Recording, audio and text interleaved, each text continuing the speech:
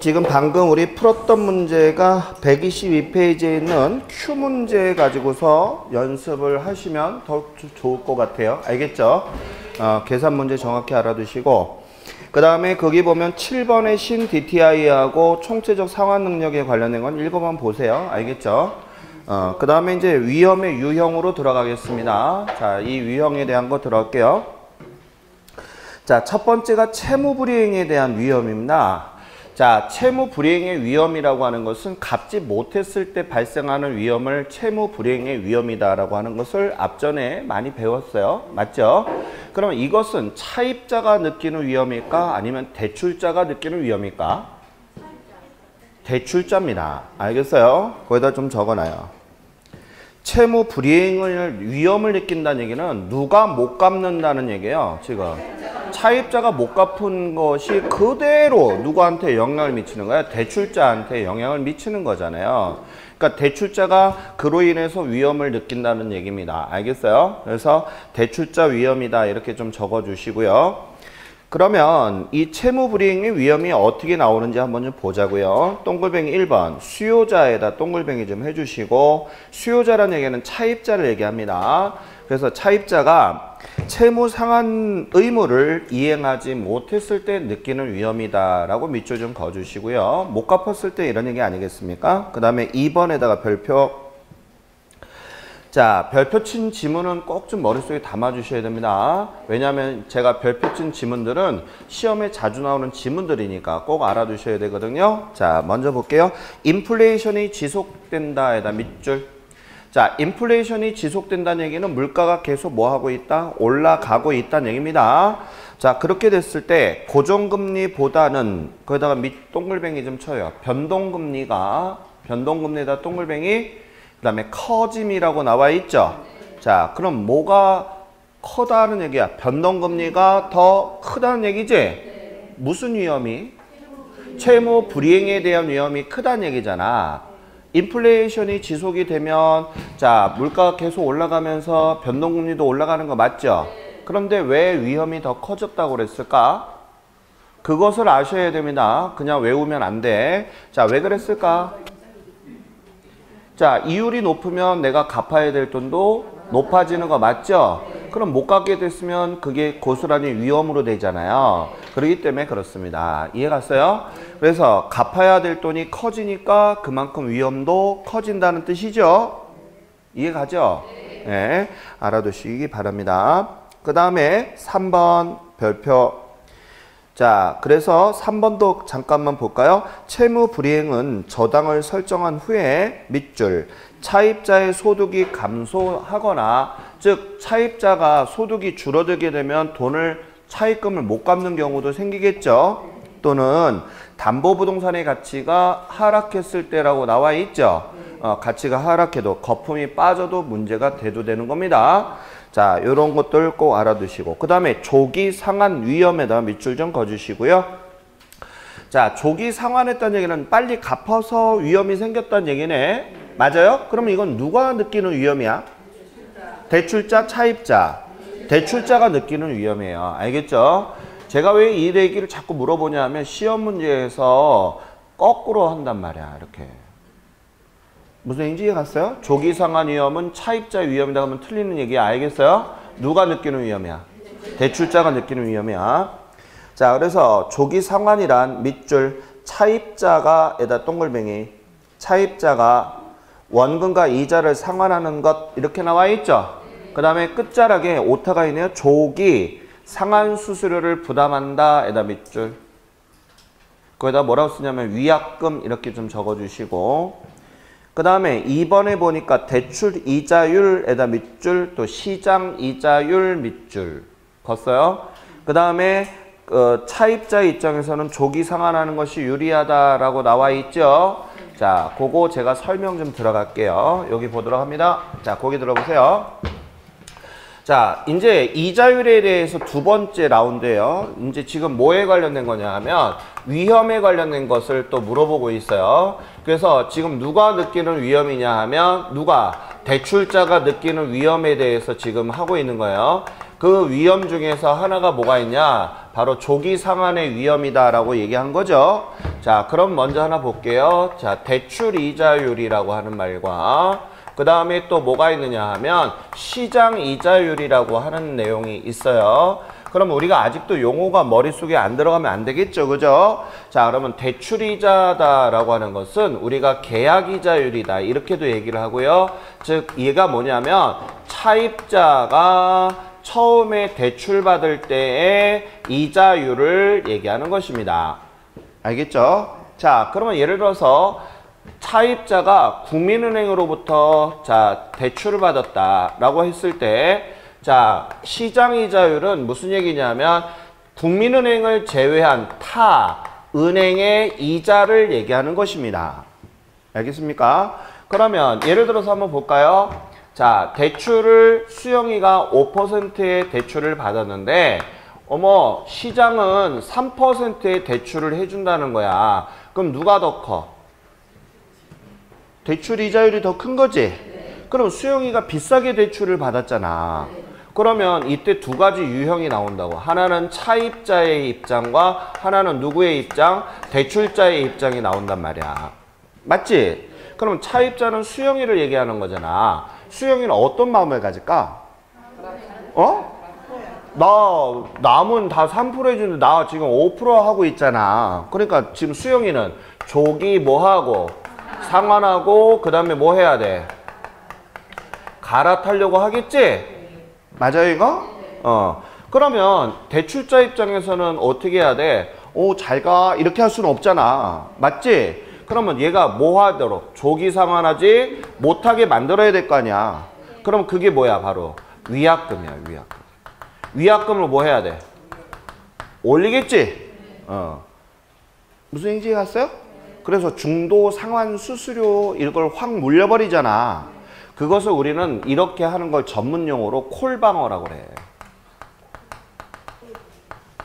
알겠어요? 다시 위약금을 올리면서 도망가지 못하게 하는 거 알겠습니까?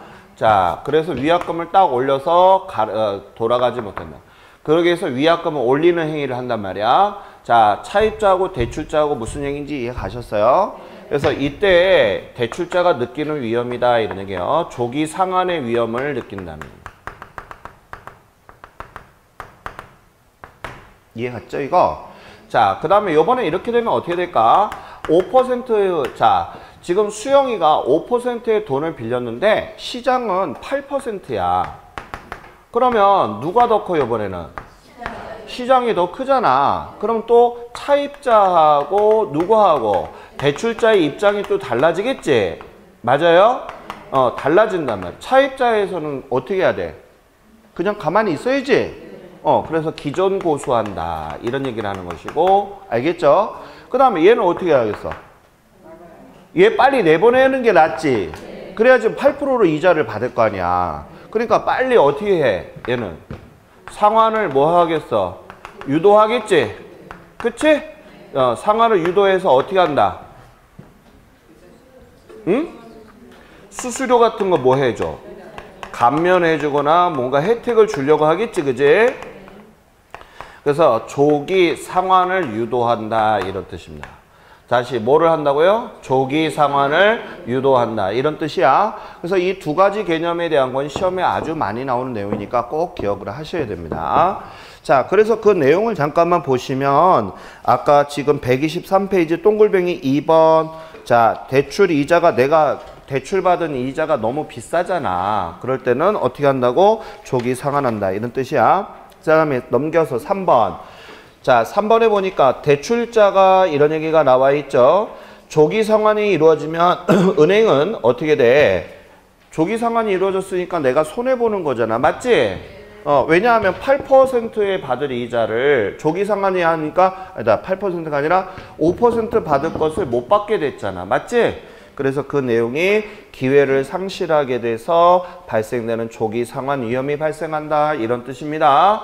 자, 그 다음에 이자율 위험에다가 밑줄. 자, 이자율 위험은 누가 또 느끼는 위험일까요? 라고 하게 되면 누구라고 쓴다. 시작. 대출자가 느끼는 위험이다. 그러면 한번 볼게요. 1번, 2번은 그냥 보면 되겠고요. 3번에다가 별표. 자, 대출자가 고정금리로 대출한 경우에다 밑줄. 자, 대출자는 아까 누구라고 그랬지? 은행. 맞습니까? 그럼 은행이 대출을 했어. 근데 금리가 상승해도 대출 이자를 올릴 수 없기 때문에 고정이자는 한번 딱 고정이 되면 올릴 수 없다 했잖아. 맞지? 그래서 올릴 수 없기 때문에 대출자는 높은 이자 소득을 얻을 수 있는 기회가 사라진 셈이다 라고 나와 있죠. 그래서 뭐라고 한다? 이자 뭐라고 그랬어? 율 위험이 난다. 이런 얘기야. 그러면 고정 이자율에서는 인플레가 지속이 되면 올릴 수가 없잖아. 그렇기 때문에 그거로 인해서 발생되는 이자율 위험을 뭐라고 한다고요? 위험이란다는 얘기예요. 자, 그 다음에 기출 사례 문제 탐구는 제가 지금 방금 칠판에 했던 거니까 꼭 읽어보시고요. 그 다음에 유동성 위험에다 밑줄 그시고요. 자, 유동성 위험은 자, 유동성이라는 얘기는 현금화로 바꾸는 데 발생하는 위험을 얘기하는 것입니다. 알겠어요? 다시 뭘로 바꾸는 데 생기는 위험이야? 현금화. 알겠죠?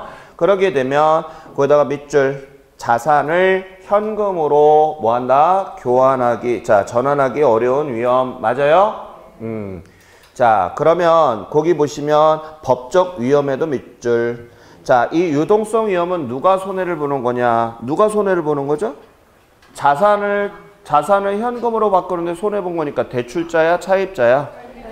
차입자 이렇게 보면 되겠고, 그 다음에 법적인 위험은 매출자가 안게 되는 위험이다라고 밑에 써 있죠? 판매자가 안게 되는 거. 이 규제 환경 변화 이런 얘기거든요. 어떤 거냐 하면 이런 얘기야. 뭐 내가 지금 이런 경우 있죠. DTI하고 LTV에 대해서 비율이 60%인데 현 정부에서 규제 강화하겠다 해서 40%로 바뀌는 경우 있잖아. 그러면 내가 대출을 못 받게 되니까 차익이 생기면 돈을 융통하지 못하니까 사지 못하는 경우가 있다 없다? 있다. 이런 것을 우리 법적 위험이다. 또 뭐 공법이 규제가 강화됐다 그래서 졸제 사지 못하는 경우도 있죠. 그런 것 등을 우리가 법적 위험이다. 자, 그럼 여기 잠깐만 고개 들어봐요. 지금 제가 위험에 대한 설명했던 거 시험 지문으로 자주 나오는 문제입니다. 알겠어요? 자, 그럼 이제 이번에는요, 어떤 걸 볼 거냐 하면요, 저랑 같이. 자, 아까 제가 첫 시간에 이자율에 대한 것은 크게 두 가지가 있다라고 했어요. 고정이자하고 무슨 이자? 변동이자라고 했던 거 기억하시죠? 자, 그럼 이제 우리 저랑 같이 고정이자에 대해서 들어가도록 하겠습니다. 자, 우리가 이 고정이자를 뭐라고 그랬냐면, 뭐라고 그랬어요? 시작. 명목이자다. 이렇게 했던 거 봤죠? 그럼 우리가 이 고정이자에는 크게 뭐가 있냐? 고정이자에 대해서 우리가 원금을 갚는 방법은, 즉 상환하는 방법에는 크게 세 가지가 있어요. 첫 번째가 원금 균등 분할 상환 방식이라는 게 있고, 두 번째는 원리금 균등 분할 상환 방식이라는 게 있고, 세 번째는 체증식이라고 하는 방법이 있습니다. 그래서 이 세 가지 시험이 그냥 100% 나온다고 보시면 돼요. 얘도 그냥 100% 나오는 이론 문제로 단독들이별로 나오기 때문에 얘네들 세 가지를 꼭 기억을 하셔야 됩니다. 알겠죠? 자, 그럼 이제 펜 놓으시고 이제 저랑 같이 한번 보자고요. 자, 먼저 제가 있잖아요. 지금 앞으로 너무 밑에 붙는 말들이 많으니까 그냥 간단하게 원금 방식, 원리금 방식 이렇게 얘기를 할게요. 이해가죠? 자, 그럼 제가 이 노란색으로 쓰는 것을 원금이라고 생각하세요.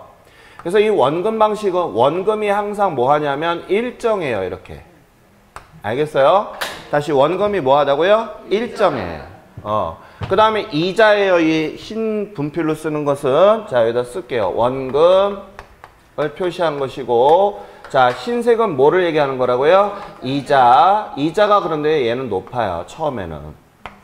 그래서 이자가 점점 뭐 해요? 줄어들고 있죠? 자, 이렇게 줄어들고 있어요. 이 방식을 우리는 무슨 방식이라 한다? 원금 방식이다. 이렇게 들어가요.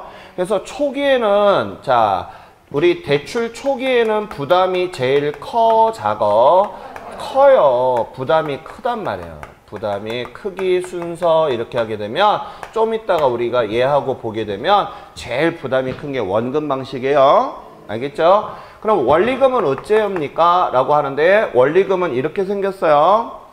자, 원리금은요, 처음에 어떻게 될까요? 원금이 뭐해? 작아요. 그래서 점점 원리금이 점점 늘어나는 거죠? 맞아요? 자, 원리금이 늘어나요. 이렇게. 자, 원금이 늘어나요. 이렇게. 대신에 얘는 뭐가 있냐면요. 이자가 뭐 하냐면요. 자, 처음에는 커지다가 점점 뭐 하게 된다? 작아지게 돼요. 됐나요? 자, 그런데 어때요? 처음과 끝이 항상 똑같습니다. 맞아요? 그러면 여기 잠깐만 볼게요. 시험 문제에서 원금과 원리금에 대해서 비교하는 게 시험 문제로 제일 많이 나온 지문이에요. 그 지문이 뭐가 있느냐 하면 이 얘기입니다. 첫 번째, 자, 다음 원금과 원리금에 관한 설명이다. 자, 옳지 않은 것은 해서 나오는 게 첫 번째, 대출 초기에 자, 뭐 원리금에 대한 부담에 대한 크기 물어본다고 그랬죠? 그럼 원리금이란 얘기는 무엇과 무엇을 더한 거지? 원금과 이자. 맞지? 그러면 자, 원금과 이자를 더했을 때 누가 더 커? 이 지금 그림이 좀 그런데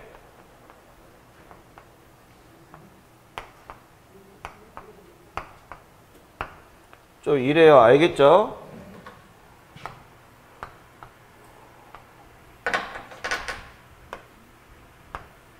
좀 이렇습니다. 알겠죠? 자, 상황을 봤을 때 누가 더 커 보입니까, 지금? 초기에. 원금이 더 커 보이죠? 자, 초기에는 원금이 크지만, 자, 전체적으로 보자고요. 전체. 자, 전체적으로 봤을 때 원리금의 크기는 어떻게 될까요? 똑같아요? 아니죠. 얘가 더 많아요. 내가 그림을 좀 애매모호해서 그랬는데, 얘가 더 많아요. 알겠죠? 응? 누가 더 크다고? 얘가 더 커. 이해 갔죠? 그 다음에 세 번째 시험에 많이 나오는 질문. 자, 두 번째, 그 다음에 세 번째. 자, 대출 초기에, 대출 직후에 뭐 이런 얘기를 많이 해요. 대출 직후 또는 초기에 자, 위험에 대한 얘기를 물어봅니다. 자, 위험, 초기의 위험은 누가 더 큽니까? 라고 하면 누가 더 클까요? 원금, 원리금. 원금. 왜요? 원금을 못 갚게 되면 금액이 더 크잖아요. 그래서 위험이 더 큰 겁니다. 그러면 전체적으로 봤을 때는요. 원리금. 이해 갔어요? 왜? 남은 돈이 더 갚아야 할 돈이 많이 남았으니까. 알겠죠? 자, 이렇게 들어간다는 얘기입니다. 제가 그림은 좀 애매모호하게 그랬는데 얘가 더 커요. 알겠습니까? 지금 크기를 한참 재고 있죠. 좀 더 이어져야지. 좀 얘가 더 크게 보이죠? 아주 대답이 시원치 않네.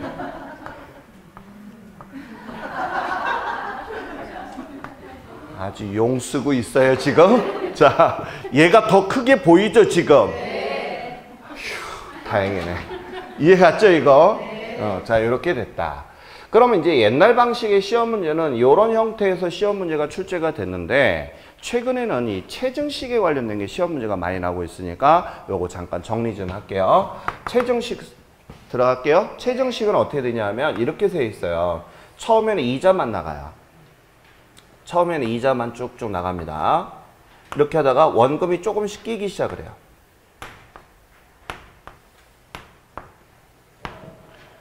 이렇게 들어가요. 자, 그 다음에 원금, 이 노란색이 원금이에요. 알겠죠? 이렇게 들어가요. 이러면서 이제 원금이 점차적으로 막 늘어나기 시작을 하는 거예요. 알겠죠? 자, 이런 형태를 취하고 있다.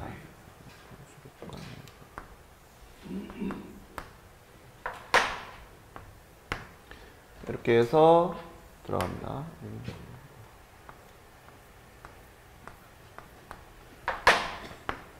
이렇게 들어가요.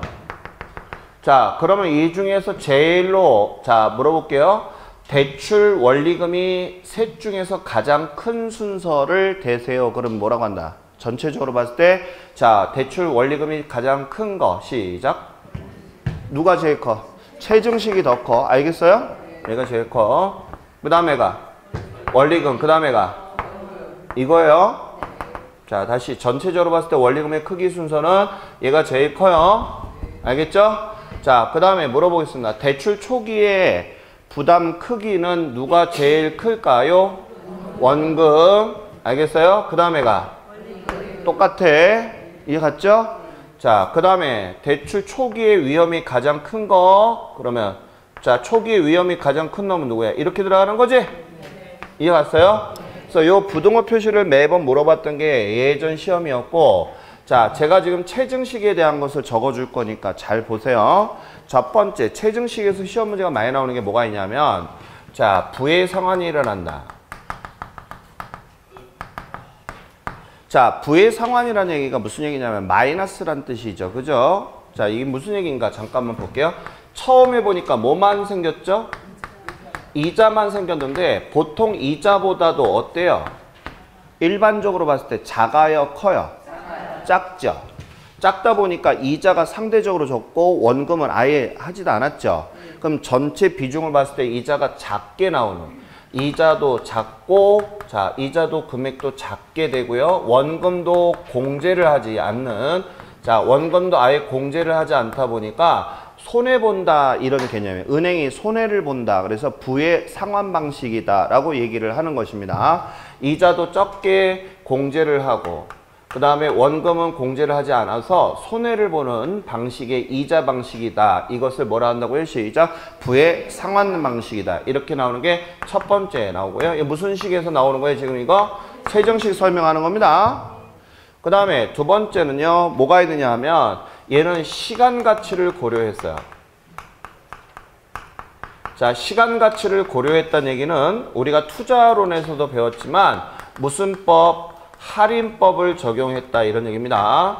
다시 무슨 법을 적용했다고요? 할인법을 적용을 해서 계산을 했다. 그래서 이 말이 나오게 되는데요. 뭐가 나오냐? 인플레이션 시에, 자, 인플레가 지속이 된다면, 이게 시험 문제로 많이 나오고 있어요, 최근에. 다시, 뭐가 지속이 된다면, 인플레가 지속이 된다면, 이런 얘기요. 자, 여기, 요거를, 아니다. 요거 제가 따로 분류해서 써드릴게요. 자, 시간 가치를 고려한다는 점과 따로 써놓을게요, 제가. 자, 시간 가치를 고려하기 때문에 원리금 금액이 크다. 이렇게 적어둘게요. 다시 시간 가치를 고려하기 때문에 원리금 금액이 전체적으로 원금, 원리금, 체증식 중에서도 제일 크다. 알겠어요? 다시 무엇을 반영하기 때문에 시간 가치를 고려하기 때문에 물가가 올라가는 것을 반영을 했다는 뜻입니다. 그러니까 원리금이 금액이 크다는 얘기는 갚아야 되는 금액이 커진다는 얘기죠? 상환 금액이 커진다는 뜻입니다. 이해 갔죠? 자, 그 다음에 아까 자, 인플레 요 얘기할게요. 자, 인플레가 지속이 된다면 이런 얘기입니다. 자, 인플레가 지속이 된다면 차입자하고 대출자에 대해서 얘기가 나와요. 다시 체증식에 대한 거 잠깐 좀 볼게요. 자, 인플레가 지속이 된다면, 자, 질문, 인플레라는 얘기는 무슨 뜻이죠? 물가가 상승하고 돈의 값어치가 떨어지는 거죠. 그럼 여기 잠깐만 볼까요? 얘네들은 앞으로 갚아야 될 돈 맞죠? 근데 얘네들이 돈의 값어치가 떨어지게 되고 실물자산은 올라가 버리잖아. 인플레가. 맞아요? 그럼 얘네들이 갚을 능력이, 갚을 값어치가 떨어지는 거 맞죠? 그러면 자, 갚는 사람의 입장에서는 돈의 값어치가 떨어진 상태니까 조금만 갚아도 되는 현상이 일어나는 거잖아. 맞죠? 그러니까 여기서는 뭐가 되고? 유리하게 되고, 얘는 불리하게 돼요. 아주 중요해. 알겠어요? 다시 체증식에서, 자, 체증식에서 인플레가 지속이 되고 있는 상황이라면 차입자는 뭐가 되고? 유리하고, 대출자는 뭐가 된다고요? 불리한다는 거 꼭 기억하세요.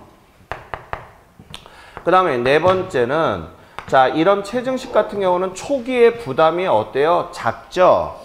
그래서 초기 부담이 작기 때문에 젊은 세대들이 선호를 하고 있어요. 대출 받는 거. 다시 누가 선호를 한다고요? 젊은 세대들이 선호를 하고 있다. 왜냐하면 신혼부부들은 처음에 직급도 낮고 소득도 낮죠. 하니까 돈 나가는 게 조금 게 좋잖아. 상대적으로 봤을 때 얘네들보다는 상대적으로 작잖아. 그치? 그렇기 때문에 젊은 세대가 선호하고요. 그 다음에 여기다 하나만 더 적어주세요. 알겠죠? 주택을 짧게, 자, 주택을 짧은 기간을 보유하는 경우, 짧은 기간 보유하는 경우에 대출.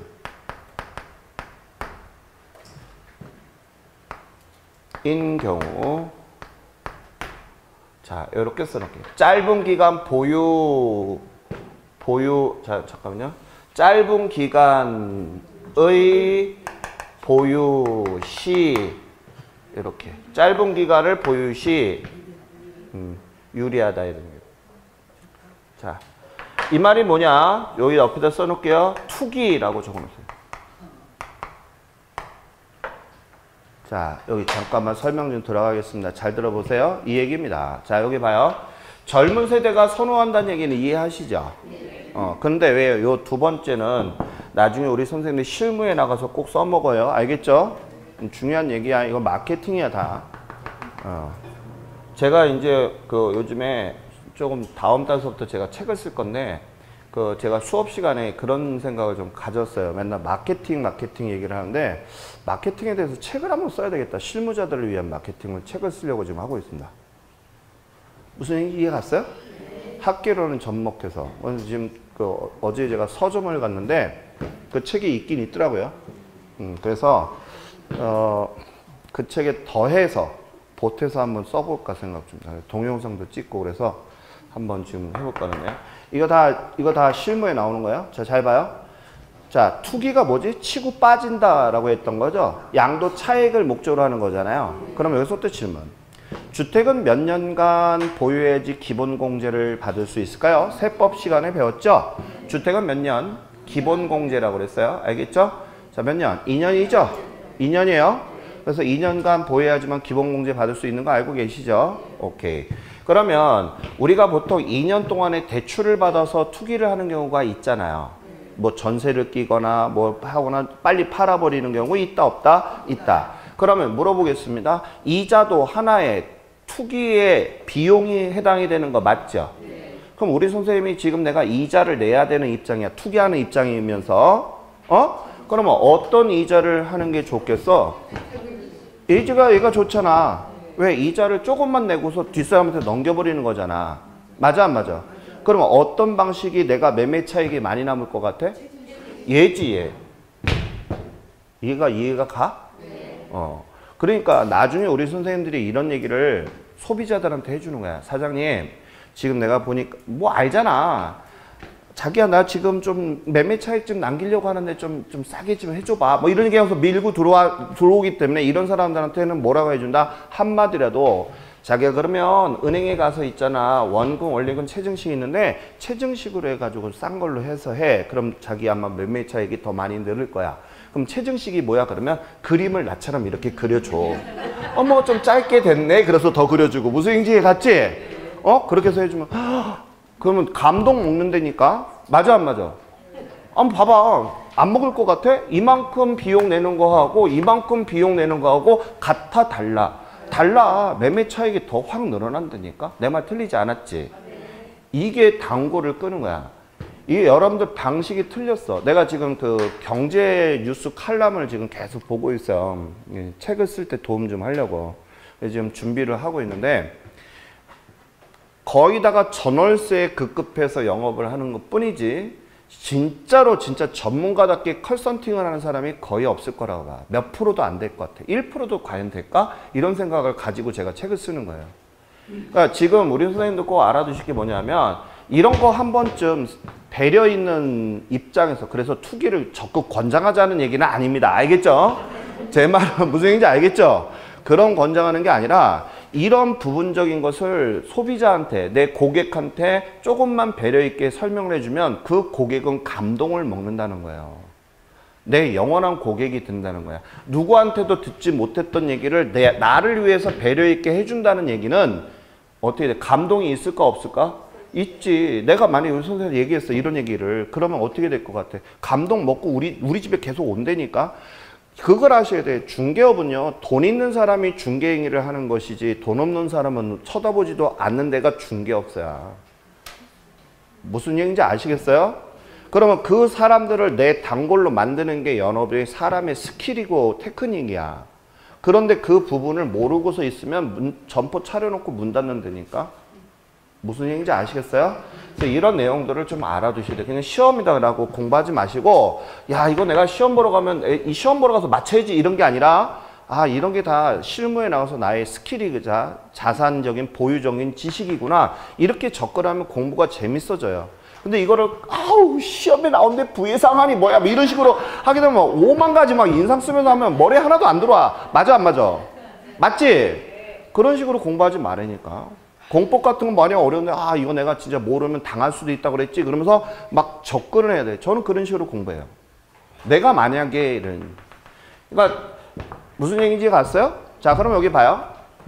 은행이다. 은행에 나이 드신 퇴직자가, 자, 저 내년에 퇴직이 하는데요. 그러면 이 사람이 대출 받으러 왔어? 그러면 어떤 식으로 해줄까? 그 사람이 왔어? 저 있잖아요. 최정식 좀 해주면 안 될까요? 이러고 하면 빠꾸 시켜. 알겠어요? 최정식은 왜 안 돼? 젊은 사람이 해당하는 거지? 이 사람이 언제 죽을지 모르는데, 맞아요? 했다면 낭패당해. 채무 불이행이 그대로 쓰이잖아. 그럼 어떤 방식? 퇴직자들, 퇴직 예정자들이라든지 또는 나이 든 사람, 알겠죠? 나이 든 분. 그쵸? 이분들은 무슨 방식? 원금 방식. 이해 가셨어요? 이렇게 들어간다는 걸 알아두셔야 됩니다. 이해 갔죠, 이거? 오케이. 나이 든 놈, 그럼 맞아 죽을 것 같잖아요. 자. 그래서 그 내용을 좀 알아두시고요. 자, 이제 밑줄 그으면서 들어갈게요. 자, 그 다음에 이제 저랑 같이 계산 문제 정리할 거예요. 이거 할 게 되게 많아. 자, 먼저 125페이지. 고정금리 상환 방식 밑줄. 고정금리 상환 방식 밑줄 그었어요? 1번. 고정금리 상환 방식 또 밑줄. 자, 고정금리는 아까 제가 무엇과 무엇을 더한 거라고 그랬어요. 시작. 실질 이자율 플러스 뭐라고 그랬어? 기대 인플레율이라고 그랬어요. 자, 그래서 1번. 파란색에다가 밑줄 그어보겠습니다. 자, 전체 대출 기간 동안의 계약 당시에 약정한 밑줄. 명목 이자율이 동일하게 적용된다. 이렇게 나와 있지? 파란색에다 밑줄. 아까 제가 고정 이자율을 뭐라고 그랬어? 시작. 명목 이자율이라고 했던 거 맞습니까? 자, 거기다 밑줄. 그 다음에 2번. 예상치 못한 인플레이션에다가 동글뱅이 좀 해주시고, 명목 이자율이 일정하고 에다 밑줄. 자, 암만 예상 인플레가 오더라도 고정 이자는 명목 이자율을 올릴 수가 있다 없다? 없다. 변함이 없다고 그랬어요. 그래서 명목 이자율은 일정하고 물가 변동률만큼 이런 얘기는 뭐야? 기대 인플레율이 올라가게 되면 이런 얘기죠. 무슨 이자율이 떨어진다 했어? 아까 실질 이자율이 하락한다라고 했던 거 기억하시죠? 그래서 거기다 밑줄. 그래서 거기 시험에 장난치는 문제가 실질 이자율이 상승한다 하락한다 이 말장난 한단 말이에요. 꼭 알아두시고요.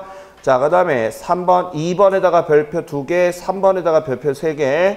자, 인플레이션인 경우에는 누가 유리하게 된다? 차입자가 유리에다 밑줄. 자, 인플레이션이 하게 되면 돈의 값어치가 떨어지잖아요. 그래서 우리가 저축을 안 한다 했잖아. 그래서 인플레이션이 발생을 하면 차입자가 유리하고, 알겠어요? 디플레가 발생이 되면 대출자가 유리하다는 말 나와 있죠? 그거는 시험에 아주 많이 나오는 지문이니까 꼭 알아두셔야 됩니다. 그래서 거기 잠깐만 볼게요. 고정금리는 한 번 5%면 끝까지 가는 게 5%니까 이해하기가 쉽죠. 또 계산하기도 쉽죠. 또 업무의 번잡성도 없죠. 왜냐하면 여기 잠깐만 봐요. 기준금리는 9개 은행의 금리를 다 물어봐야 되고요. 더해서 나누기 구해야 되니까 매달. 번거롭잖아. 근데 고정금리는 그럴 필요가 없어. 딱 한 번 5%면 끝까지 5% 가니까 업무의 번잡성이 없다는 뜻이에요. 이해 갔어요? 근데 단점이 하나 있죠. 단점은 뭐가 있냐면 이런 얘기가 있어. 고정금리는 인플레가 지속이 되면 실질 이자율이 하락한다고 그랬죠?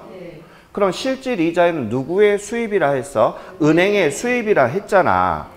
그럼 은행이 수입이 뚝뚝 떨어지게 되면 어떻게 돼? 은행이 운영하기가 쉬워 어려워? 어렵겠죠. 그래서 거기다 밑줄.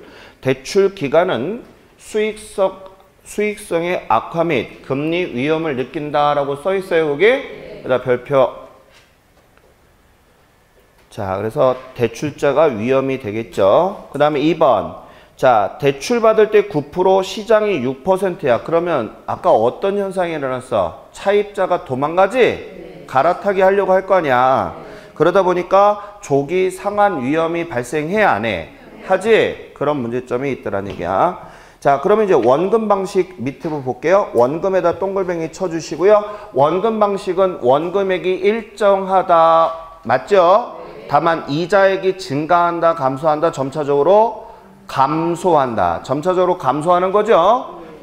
자, 그래서 그 그림을 보시게 되면 알 수가 있습니다. 장점 볼게요. 장점. 전체 이자 지급액이 가장 낮다에다가 동글뱅이. 초기에는 대개 원금과 이자가 많이 나가지만, 알겠어요? 전체적으로 봤을 때는 제일 싼 거야. 알겠죠?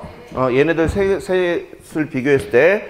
다만 처음에 목돈이 나가야 된다는 부담감이 있는 것이지 원금 방식이 오히려 더 저렴한 겁니다. 알겠죠? 자, 그래서 대출 초기에는 원금 상환 부담이 크다 이런 뜻입니다. 좀 이따 계산하는 건 저랑 같이 계산할 거예요. 알겠죠? 자, 그 다음에 넘어가서 자, 그래프 먼저 이론 먼저 훑어보고 계산 문제 하고 잠깐 쉴 거예요. 자, 먼저 보겠습니다. 위에 보세요. 위에 126페이지 보게 되면 그래프 나와 있죠? 자, 고정이자는 원금액이 항상 뭐 하다 그랬어요? 일정해. 원금이 일정해. 그 다음에 이자는 이런 식으로 내려오잖아. 그럼 원금과 이자를 더하면 뭐가 나오지? 원리금. 맞아요, 이거? 오케이. 자, 이렇게 들어간다는 거. 자, 그래서 그림 보면 이해하실 수 있어야 됩니다. 왜냐하면 제 느낌이 뭐냐면 그래프가 안 나온 지 오래됐거든요. 그래서 어디 부분에서 그래프가 나올지 몰라도 그래프가 나올 것 같은 느낌이 있어. 알겠어요? 그래서 그 그래프를 꼭 보셔야 돼. 그 다음에 자, 이런 원금 방식은 어떠냐 하면 이런 반비례 형태로 이렇게 나오죠? 그림 머릿속에 담아주시고요. 그 다음에 원리금 방식 들어갑니다. 원리금은 자, 원금이 점차적으로 증가한다, 감소한다, 증가하고 이자는요, 감소하는 방식입니다. 그런데 이렇게 나올 수 있어요. 원리금 방식에서 이자는 점차적으로 증가하고 원금은 감소하는 방식 OX. 틀렸지? 원금은 증가하고 이자가 감소하는 거야. 네, 말장난 칠 수 있으니까 그림이 머릿속에 들어가야 됩니다. 오케이. 자, 그 다음에 거기 보니까 뭐가 나와 있는가 보도록 하자고요. 자, 그래서 보면 그림을 보시면 알 수 있겠죠? 그 다음 밑에 있는 그림 보세요. 그래프 왼쪽에 있는 거 보겠습니다. 원리금이라고 하는 것은 항상 금액이 뭐 하다고 그랬어요? 일정하다라고 했었잖아요. 맞아요? 그래서 여기 금액이 일정해. 이게 원리금이에요. 그러면 아까 제가 얘기 드린 것처럼 원리금이라고 하는 것은 원금과 이자를 포함한 거 맞죠? 맞아요? 그러면 처음에는 원금이 작잖아요. 그쵸? 그래서 처음에 자, 그래프의 선을 보시게 되면 원금이 이렇게 나와 있어요. 자, 이게 원금선이고 자, 원금이 점차적으로 늘어나고 있어요? 줄어들고 있어요? 늘어나고 있죠? 그 다음에 이자는 어떻게 되고 있어요? 줄어들고 있죠? 그래서 이런 형태, 원금과 이자의 자, 이런 형태를 취하고 있다. 이게 바로 원리금 방식입니다. 그 다음에 이 그래프 오른쪽에 보니까 이런 식이 된 게 아니라 약간 배불뚝이로 돼 있죠?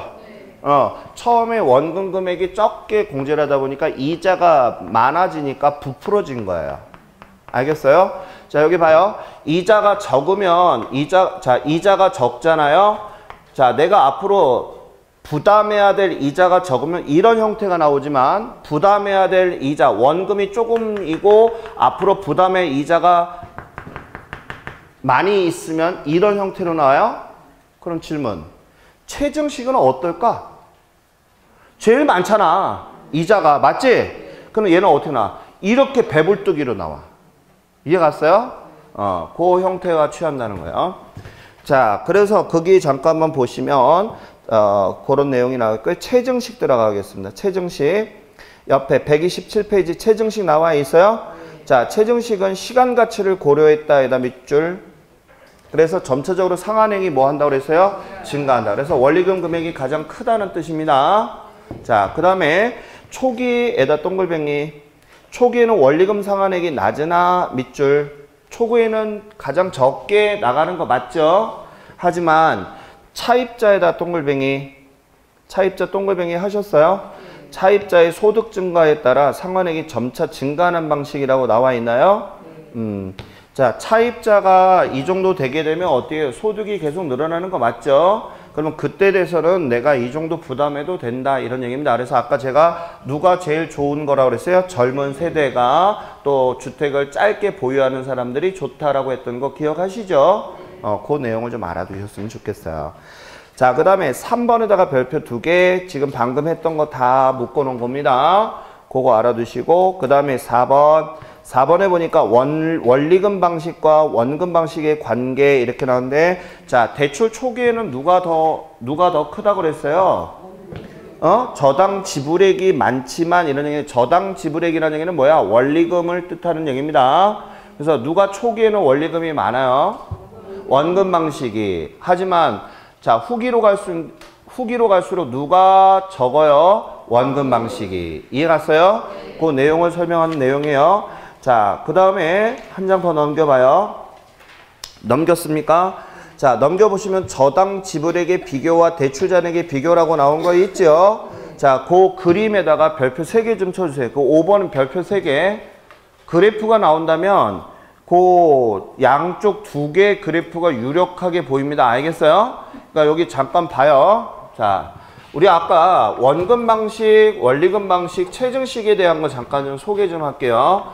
원금 방식은 이런 형태로 되어 있죠? 맞아요? 자, 이게 바로 무슨 방식? 원금 방식. 이렇게 기억.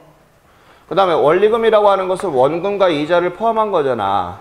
이거는 원리금 방식, 니은. 됐죠?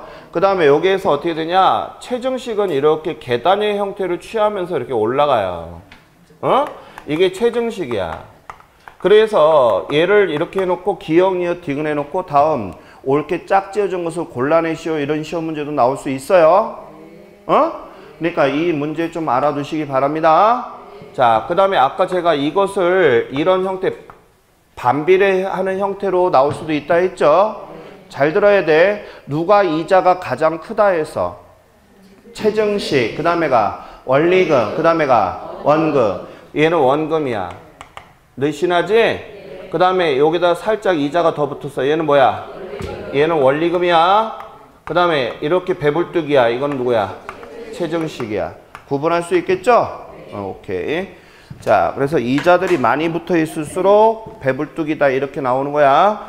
자, 그렇게 해서 우리가 나와 있고요. 자, 이제 변동이자 금리는 이제 좀 이따 보고요. 지금서부터 저랑 같이 계산 문제 또 시험에 나오는 것들 정리 한번 해보도록 하겠습니다. 보기 들어보세요. 자, 교재 페이지는 어디 보실 거냐 하면요. 자, 여기 볼게요. 자, 이제 계산 문제로 들어가겠습니다. 요거 체증식 먼저 지우기 전에 저랑 같이 한번 보고 들어가겠습니다.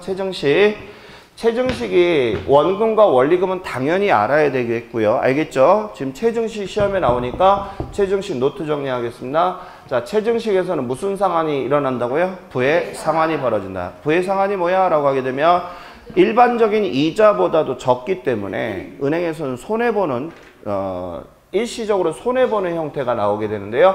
이것을 부의 상환이다. 이렇게 얘기를 하는 거고, 그 다음에 시간 가치를 고려하다 보니까 원리금이 뭐하다? 크다, 작다? 크다. 누구 중에서 시작. 원금, 원리금, 체증식 중에서 누가 제일 커? 체증식. 이해 갔죠? 시간 가치를 고려했다고 그랬어요. 그 다음에 인플레가 지속이 된다면, 앞으로 인플레가 지속이 된다면 돈의 값어치가 떨어져. 그렇기 때문에 은행에다 저축 안 한다 했잖아. 그래서 무슨 자산을 구입하라 그랬어? 그렇기 때문에 은행에서는 갖고 있는 돈이 떨어지니까 받아야 될 돈도 떨어진 걸로 받는 거잖아. 그래서 차입자가 유리하게 되고, 자, 여기 뭐랬어? 대출자는 불리하다라고 했어.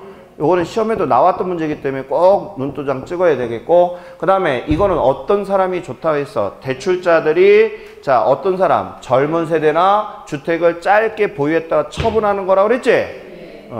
그래서 그 내용을 좀 알아두셔야 됩니다. 이해 갔어요, 이거? 왜냐하면 여기에서는 시험 문제가 두 가지가 나와요. 꼭 나와, 그냥. 이 원금, 원리금 체증식에 대한 이론 문제 하나 당연히 나오고요. 그 다음에 하나가 뭐냐면 계산 문제가 나와요. 여기서 두 문제가 나올 수도 있어요. 이론 문제가. 이론 두 개, 계산 하나. 이런 식으로 나올 수 있기 때문에 그냥 이거는 그냥 먹고 들어가는 문제예요. 아, 여기는 그냥 당연히 나오니까 그냥 우리가 왜 시험 공부하게 되면 이런 범위 있잖아. 야, 여기는 그냥 나오니까 그냥 무조건 봐야지만 되는 거 있지? 그런 식으로 공부를 하는 거야. 선생님이 찍어주잖아. 야, 여기 시험 나온다. 요건 봐야 된다. 이렇게 하잖아. 공부 못한 애들이 왜 못하는 거야? 시험 나온다. 그럴 때 뭐 하고 있어? 그치? 그냥 엄한데 공부하는 거야. 이해 갔어요? 내가 분명히 나온다 했어, 분명히. 오케이. 자, 그럼 이제 저랑 같이 계산 문제 들어가겠습니다.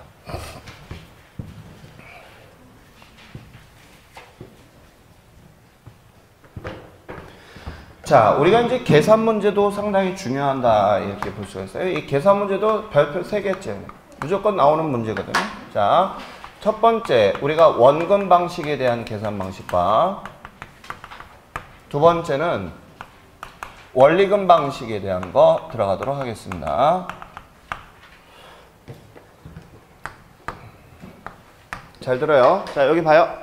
자, 원금 방식과 원리금 방식 여기 설명 좀 잠깐 들어갈게요. 원금 방식과 원리금 방식 중에서 시험 문제에 제일 많이 출제가 되는 놈이 누구요? 그러게 되면 얘가 제일 많이 나온다고 보시면 됩니다. 알겠죠? 왜 그러냐? 이것은 난이도를 둘 의미가 많이 없거든. 그래서 지금 25회, 26회, 27회, 28회 계속 연타속적으로 나온 놈이 누구냐면 원금 방식이에요. 요번에 또 나올 겁니다. 왜냐, 28회 때 시험 난이도를 훅 올려가지고 시험 봐서 많은 수험생들이 틀리고 나왔어요.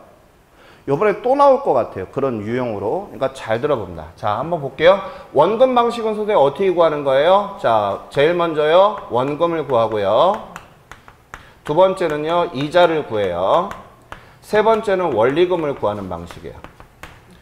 자, 그래서 원금과 이자를 더하게 되면 무슨 금이 나온다고요? 원리금이 나온다. 이 방식입니다. 알겠죠? 자, 이렇게 구하는 게 원금 방식이고요. 원리금은 첫 번째에서부터 원리금을 구하는 거예요. 그럼 우리가 원리금이라고 하는 것은 뭐죠? 원금과 이자를 더하는 거 맞죠? 그래서 원리금에서 이자를 구해요. 그러면 우리가 원리금에서 이자를 빼주면 뭐가 나와요? 원금이 나오잖아요. 자, 이렇게 구하는 것을 우리는 원리금 방식이다. 이렇게 들어가는 거예요. 그럼 제가 먼저 원리금 하고 그 다음에 원금 설명하겠습니다. 알겠죠? 잘 들어봐요. 오늘 금융론 배우는 거 정말 중요합니다. 제가 오늘 지금 엑기스만 딱 정리를 하기 때문에 특강을 안 나오셨다 하더라도 이거 지금 하는 거 정말 잘 들어야 돼요. 그리고 제발 붙어있는데 빠지지 마요. 지금서부터 빠지면 안 돼. 다음 시간에 우리 뭐들 하냐면 부동산 개발하고 감정평가 초기까지 들어가고요. 마지막 시간에 감정평가하고 끝난단 말이에요. 맞죠? 그리고 이제 7, 8월 달에는 잘 들어요. 7, 8월 달에는 문제풀이 할 건데 걱정이 뭐가 있냐면 기본서들을 다 안 읽으셔가지고 제 7, 8월 달에 컨셉은 어떻게 나올 거냐면 문제만 안 풀을 거예요. 왜 등기에 있어야지 문제를 풀잖아. 내 말 틀려? 아니죠. 그러니까 수험생들이 입에서 뭐라 하냐면 야, 문제풀이는 집에서 해야 되겠다. 개똥이나 하겠다. 안 하거든요. 모르니까. 내 말 틀렸어? 맞아. 그럼 지금 내가 걱정되는 뭐냐면 출석도 지금 안 좋은 상태인데 그때 되면 더 개판이라니까. 이 학원만 뿐만 아니라 딴 데도 다 마찬가지야. 이게 내 수험생들이 머리를 지금 뭔가 공부하는 패턴이 진짜 잘못됐어. 나 이 중개사 공부하시는 분들 나 이해가 안 가는데 나는 안 그러거든. 원래 시험 때 되면 시험 때 오히려 딱 몰려서 딱 하면 그때 엑기스를 막 열강을 하는 게 강사들인데 여기는 그렇게 잘난 사람이 많은 것 같아. 난 이해가 안 가. 공부하는 패턴이 기본 자세가 안 돼 있어. 원래 시험 다가오잖아. 100일 뭐 이렇게 하게 되면 꽉꽉 매요. 서서 듣고 막 이러거든, 우리. 뭐 회계사 시험 보거나 뭐 이렇게 하게 되면. 맞아요? 제 말 틀리지 않았죠? 어디 뭐 공무원 시험 보거나 뭐 이러면 막 난리 꽉꽉 매요. 근데 여기는 거꾸로 됐어. 시험 때가 되면 오히려 한산해. 무슨 다 끝났나 봐. 이해가 안 가는 부분인데 잘 들어요. 그래서 제가 7, 8월 달에는 앞부분에서 알겠죠? 오늘 배울 거에 대한 서브 정리를 쭉 설명을 할 겁니다. 내용 설명을 한다고 그랬어요. 대신 자세하게 안 나가. 쭉쭉쭉쭉 중요한 것도 툭툭툭 치고 들어갈 거야. 그래서 서브 노트 갖고 다니세요. 알겠죠? 그래서 서브 정리하고 그 다음에 시험 문제가 만약에 그날 풀어야 될 게 50문제다 그러게 되면 50문제 다 안 풀어줄 거야. 중요한 문제들만 쭉쭉쭉쭉 치고서 넘어갈 거니까 그렇게 알아두셔야 돼요. 안 그러면 우리 선생님이 집에서 못 풀고 안 나와. 뭐 있어야지 나오든 뭘 하지. 맞아 안 맞아? 빠지지 마요. 알겠죠? 부탁 좀 할게요. 아, 나 이 방송 안 했으면 좋겠어. 무슨 얘기인지 알겠죠? 나 지금 머리 끝까지 화가 뚜껑이 열려 있거든요, 지금. 누구를 위해서 시험을 준비를 하는지 모르겠어. 나는 진짜로 이해가 안 가. 여유가 있어서 그런 거예요? 공부하는 거? 그거 아니죠? 헝그리 정신이 없는 것 같아, 내가 보기에는. 공부 좀 합시다. 알겠죠? 여기 나오시는 분은 말고 내가 지금 안 나오는 사람, 인터넷 공부하는 사람들 내가 얘기해. 이 사람들, 우리 선생님들은 앉아있는 사람은 꼭 다 나오는 사람이잖아. 맞지? 그러니까 내가 우리 선생님 미워하는 게 아니야. 안 나오는 사람을 얘기하는 거지. 이해 갔죠, 이거? 그러니까 우리 선생님 미워하는 게 아니야? 맨날 욕먹는 거는 나온 사람이 욕먹잖아. 근데 난 우리 선생님은 욕하는 게 아니야. 지금 보고 있는 놈 있잖아. 안 나오고 있는 놈. 그 얘기를 하는 거야.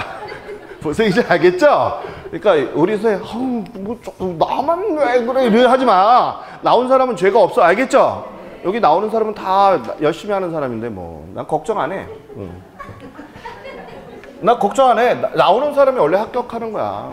옆에 짝꿍 봐봐. 웃음이 가득 차 있잖아. 지금 자격증 딴다는 그런 설레임에. 맞지? 그 웃음이 아니야? 자, 보도록 하겠습니다. A고.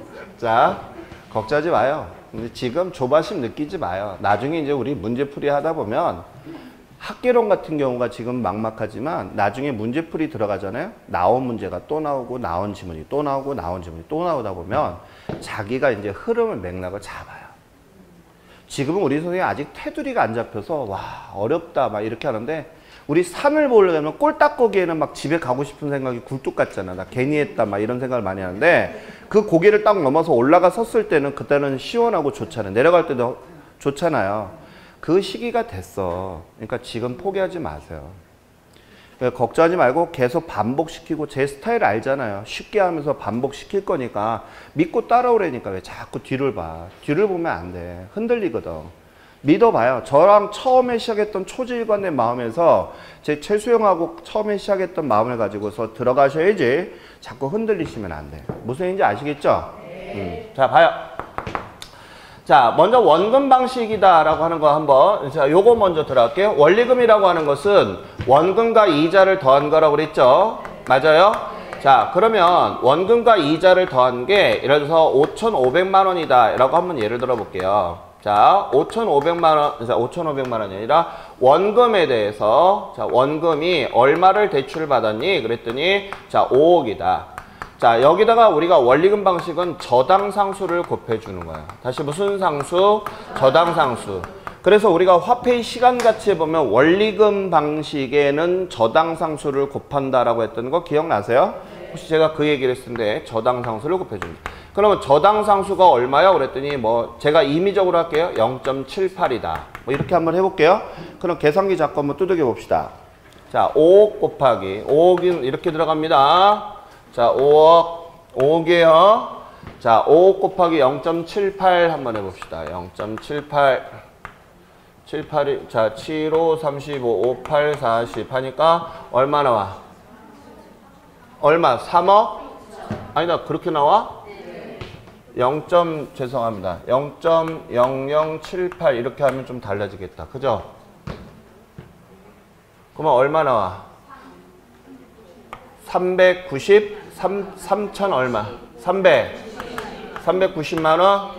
자, 여기에서 이렇게 나오더라. 너무 작은데, 그런데? 요거 공 하나 빼줄까? 그럼 공 하나 빼주면 3,900만 원 나오겠다. 그쵸? 자, 이렇게 나오겠네. 0.078. 맞죠? 그러면 3,900만 원. 이렇게 나온다고 볼게요. 그럼 원금과 이자를 포함한 거잖아. 맞죠?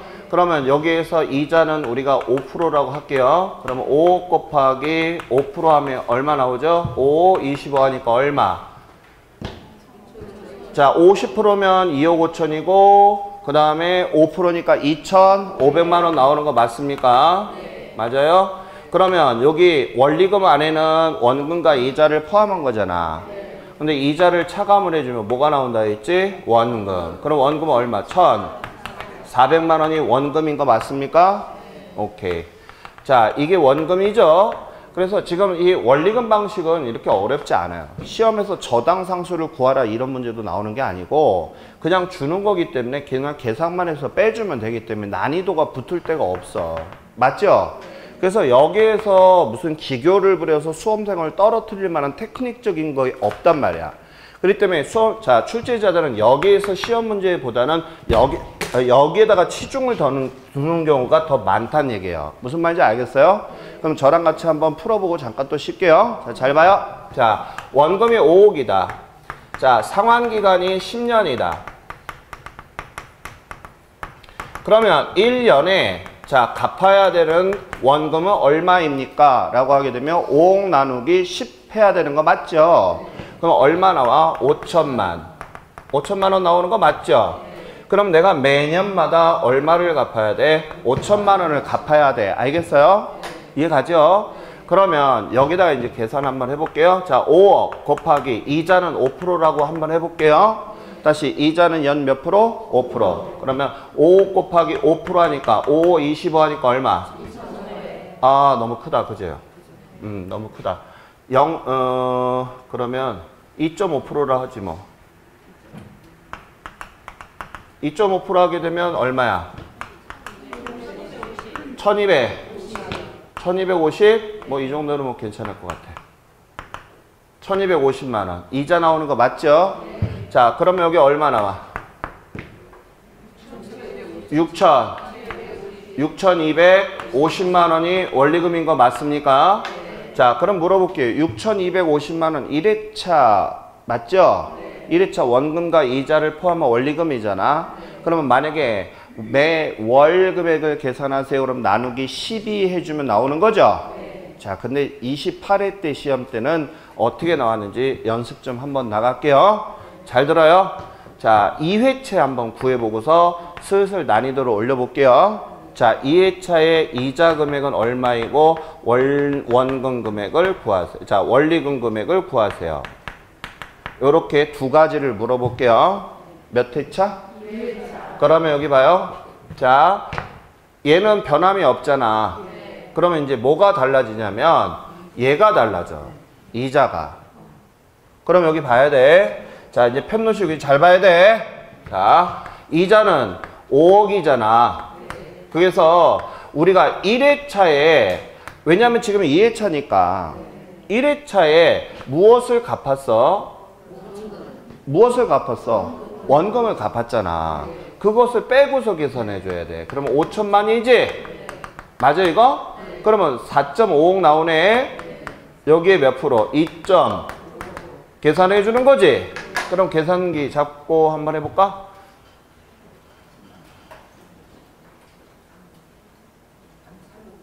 자, 얼마 나왔어요? 계산기를 안 갖고 왔네. 자, 4억 5천이잖아. 맞지? 자, 4억 5천만 원 곱하기 2.5% 계산해 주는 거야. 그럼 얼마 나왔어? 1125만 원 나왔어요?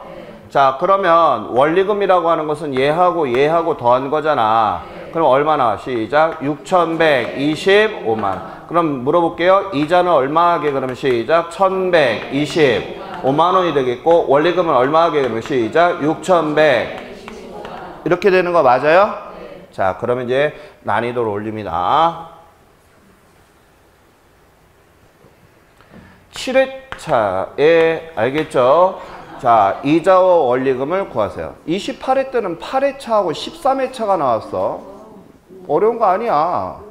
상환기간을 늘리면 나 20회차까지도 할 수 있어. 25차, 30, 50회차도 할 수 있는 거잖아. 맞지? 개념을 알아야지. 올리는 게 중요한 게 아니라 틀을 담을 줄 알아야 돼.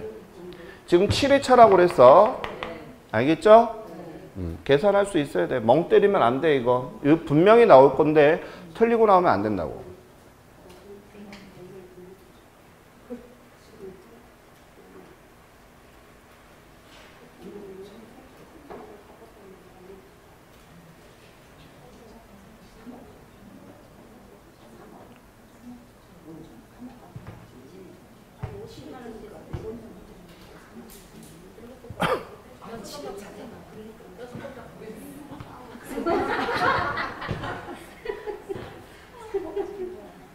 조만간에 화장실 갈 것 같아요.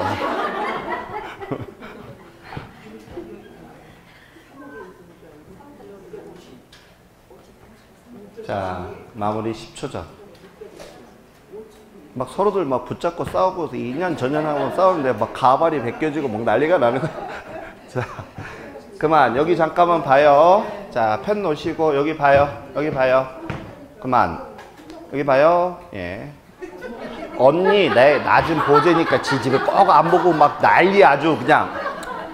끝나고 남아. 자, 여기 봐야 돼. 아주 난리 아주. 봐야 돼. 여기 설명할 때 들어야 돼. 알겠죠? 자, 이자는 원금에다가 계산을 한단 말이에요. 그러면 이 5억이잖아. 근데 내가 7회차니까 6번은 갚았을 거 아니야. 그러면 5억에서 6회분에 대한 원금은 빼줘야 되잖아. 그러니까 쉽게 머릿속에 이렇게 담아. 7회 구하라면 6, 8회 그러면 7. 50년 중에서 알겠죠? 25년 갚았어 그러면 24회, 25회차 구하라면 24회. 무슨 얘기인지 알겠어요? 그거잖아. 그거 가지고 뭘 망설여. 7회 구하라 그러면 6회 빼주면 돼. 왜? 7을 이렇게 빼주면 확 뭐가 비틀어버릴 거야. 알겠지? 7회 구하는데 7회 빼는 거 안 되잖아. 6회를 빼주는 거야. 그러게 되면 6, 5, 30, 3억 나오지? 여기에다 2.5% 하는 거야. 그러면 계산기 잡아봐. 얼마 나와? 자, 2억에 2.5% 계산하는 거잖아. 2.5% 키 누르면 돼. 자, 얼마 나왔어? 얼마? 500? 500만? 오케이, 500만. 자, 500만 원이 나왔어. 그러면 얼마야? 5,500만 원이지? 자, 5,500만 원이 나와. 그럼 이자는 500만, 그 다음에 원리금은 시이자 5,500만. 한 번 더. 자, 9회 거 구하세요. 9회. 9회. 알겠죠? 제한시간 30초.